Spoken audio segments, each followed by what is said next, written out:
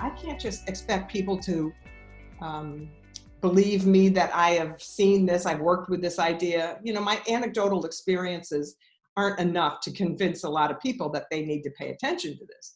So I went into the neuroscience literature, and I discovered these people out in California, UCLA.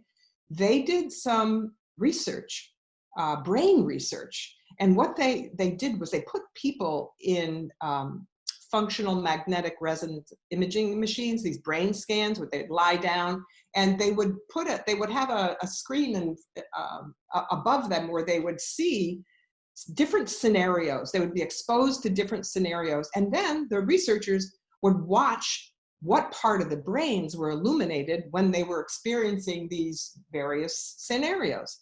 So the first thing they did, you see that broken arm there? Well, what they did was they exposed people to this physical injury.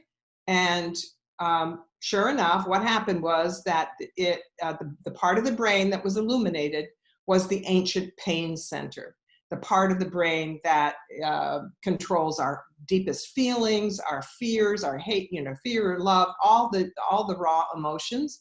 But it also is activated when we're in pain. What was absolutely fascinating to me, what they discovered, was that when they showed these subjects scenarios where people's dignity was violated, that it showed up in the brain in the same exact area as if the person were experiencing a physical wound. So what does this mean?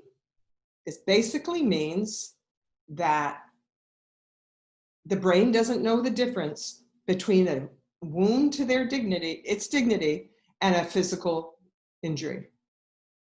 Now think about that.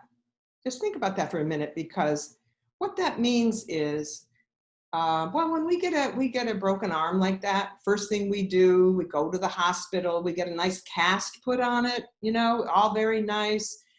Everybody takes care of us. People feel sorry for us. Oh, you poor thing, that must be awful.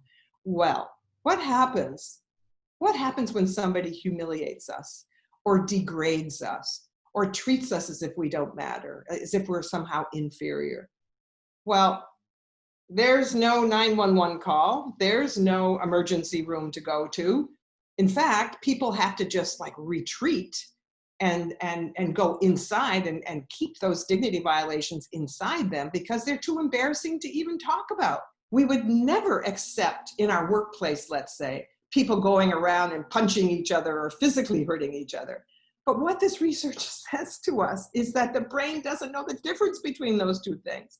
So, oh my gosh, I was so joyful when I discovered this, because I said, this is what I can take on the road. I can take this on the road with me where people will pay attention, because it's not just Donna talking nice and be kind to each other. No, it's not that. It is a serious matter. People feel that kind of injury inside them, and we can't accept that. We can't. Is there any wonder that a workplace will turn toxic if people are walking around, walking wounded with their dignity, violations and stockpiled up inside them? No wonder.